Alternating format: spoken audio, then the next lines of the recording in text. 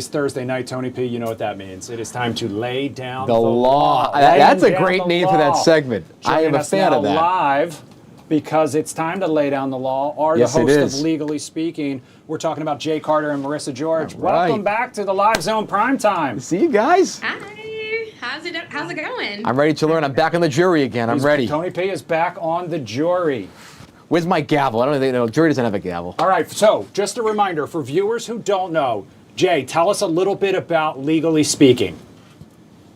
So, Legally Speaking is a segment that Marissa and I put together to make the case for your favorite legal hot topics. So, not just celebrity news, but even in the political space, anything that touches the law, we help make the case, whether it be for the prosecution or the defense, or in civil cases, plaintiff versus defendant. And if people want to tune in, they want to follow along for more details, how can they do it? YouTube, Legally Speaking Show. So if you go to youtube.com and you type in the handle Legally Speaking TV Show, it'll come up. But the handle is youtube.com/Legally Speaking Show.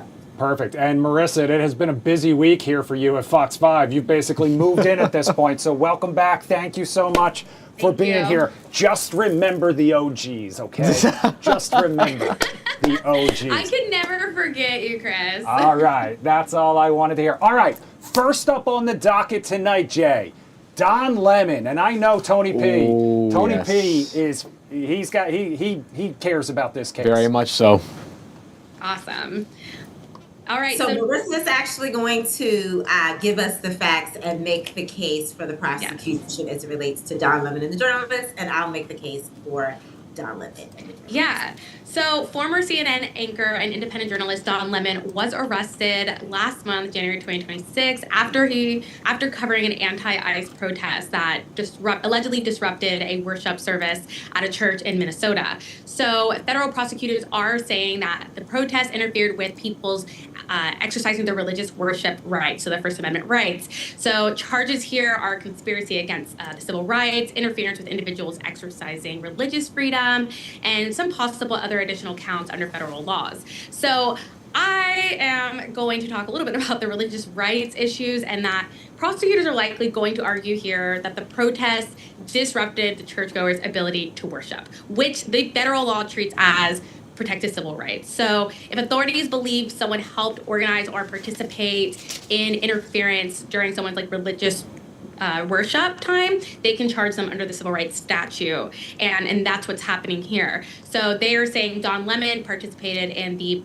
allegedly participated in planning the protest, even though he claims he was there for just covering it for journalistic reasons. So they're likely going to argue, because he was at that planning meeting, that he likely is guilty. And I'm going to make the case for Don Lemon and the journalist because if you're just kind of catching up on this story, it was Don Lemon, obviously. He's the headliner because he's at CNN. But there were 3 other journalists that were also arrested and charged with similar charges. Also, recently, Don Lemon's assistant, who is a student who was just assisting him locally on the ground, has also now been arrested and charged. And so, as Marissa stated, they're saying that their journalism went beyond just documenting the protest. And so Don Lemon, the journalist, and the student will argue something quite different. They will say that they, in fact, were not active participants in the protest, that they, in fact, Don Lemon actually covered himself really well. He said on camera, "I am not here as a protester. I am here," and I'm paraphrasing, "to document this."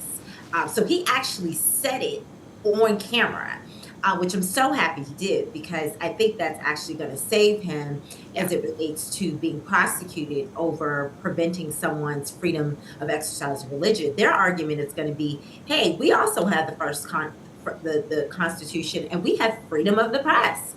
So Don Lemon and the journalist and his student assistant are definitely going to lean into the freedom of the press, and then the plaintiff will probably again lean into how their activities even if they were the freedom of the press, it interfered. It interfered with their exercise of religion because they were actually in an active church service when this happened. I have a feeling that the jury's not going to take long to deliberate this time around. Hey, I have one question. One quick question. So it's not illegal, for example, if the protest, that act was an illegal predicate from the people planning it.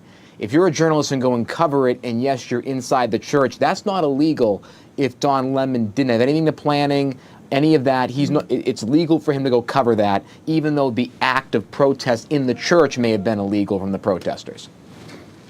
That's correct. He could. The thing that really is going to be the turning point for this case will really be whether he actively planned this protest, which would then be infringing on people's rights. And the problem is he did attend the planning meeting. Yes. But again, his argument is going to be in a journalistic capacity. And their argument is going to be, well, if you're attending the planning meeting, that's conspiracy. You're actually helping to plan it. So he has to really lean into, hey, I was doing an expose from beginning to end, from the documentation all the way up to the actual event. He's going to have to really lean into that. It's a fascinating collision of two First Amendment it's going at each other. Yes. Okay, you ready, Judge? I'm ready for the verdict. I think, part of me thinks a lot of people embed themselves as journalists into situations. They do exposés. They're behind the scenes. I always err on the side of journalists. It's not beyond a reasonable doubt. I'm going to acquit Mr. Don Lemon, not guilty. Don Lemon, not guilty. You heard it from Tony P. You heard it from Tony P. All right, that's not the only case we're keeping an eye on tonight. We're also keeping an eye on another case that Tony P. has been fascinated by from a purely journalistic standpoint. Yes. We're talking about the Epstein files. Two high-profile hip-hop stars named in unredacted files. Jay, start us off. So just quickly, if you don't know the facts of this particular case, Jay-Z and Pusha T are obviously both hip-hop rappers. And they were both mentioned in an FBI reported call that was included in the Epstein, some of the Epstein files that were recently unredacted and released. And so what happens is right now, if something were to happen to me, I can call the FBI and I can report it. And it doesn't necessarily have to be corroborated, but I can report it. And so what you're looking at is a report of a woman alleging that Jay-Z was a part of some sort of sexual assault with Harvey Weinstein. And then you also have someone reporting that Pusha T drugged, and again, I don't think it's the same individual. So in the second case, you have someone reporting that they were both drugged and assaulted, and Pusha T was a part of that. So again, these are things that were reported, they were released within the files. And now we have a case where prosecutors can use these files to essentially, if they want, they don't have to, but they could create a criminal case against Jay-Z. They could create a criminal case against Pusha T if they chose to. Now, would this be federal? Would this be state? State, I think we would probably be past the statute of limitations. So they would have to probably figure out a way to bring this federally if they were going to ever bring it at all. But it would definitely fall under some sort of assault charges if they were ever to be filed. Because again, disclaimer, again, this is just for information purposes only. There are no actual active cases against Jay-Z and Pusha T. It's just that now that this information has been released through the files, charges could be created if prosecutors thought it was important to do so. Yeah, and the type of charges that we're looking at here could be conspiracy, trafficking conspiracy statutes. So allegedly agreeing to participate in illegal trafficking or exploitation. You can look at sex trafficking of minors, if there's any type of recruitment, transportation, or exploitation of any minors. So it'll be really interesting to see if the prosecution does bring any charges against Pusha T and Jay-Z. It's definitely, again, not something just because they're named in some files does not mean that they are guilty of anything. So it'll be really interesting to see what happens. When were those calls made in terms of the timeline, and has there been other documented evidence in the files of Jay-Z and Pusha T's interactions with Jeffrey Epstein? Yeah, so this FBI tip came in 2019, and the alleged assaults or alleged actions that Jay-Z or Pusha T did do allegedly upon this victim took place in 2006 and 2007, but the tip didn't come in until 2019. So, and what was your other question, Tony? Oh, just like, is there other documented evidence of his connection with Epstein? This is as far as it goes, as far as the documentation with Jay-Z and Pusha T. I personally have also spent a lot of hours going through these files, and I have not seen anything beyond this document. Maybe not enough information out there to render a verdict on this one, Tony P. I mean, I don't think a verdict. I mean, I would definitely investigate, if not pursue an indictment. I would definitely do that. I think there are many other cases, such as Les Wexner, that could be prosecuted today for guilty, among others. So I would say yes for those type of folks, but I don't have enough information to go off of this. I would probably maybe indict, but I don't know if I would convict at this point. I would probably do a hung jury at this point. It'd be really hard to even indict at this point. It seems that this was, again, an unverified complaint. There's no evidence. There was no. It didn't seem remember, you can indict a hand sandwich. That's yes, how you right. can. So I probably would indict. So you probably can get an indictment, but I just don't see it happening. I just do not see it happening. Right. With further you know. investigation too. All right.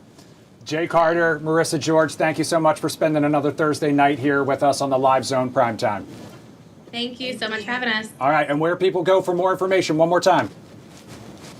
YouTube.com/Legally Speaking Show. All and right. You can find Marissa, of course, Marissa.George on Instagram, and I am Ash J. Carter also on Instagram. Excellent. All right, thank you guys so Thank you much. so much.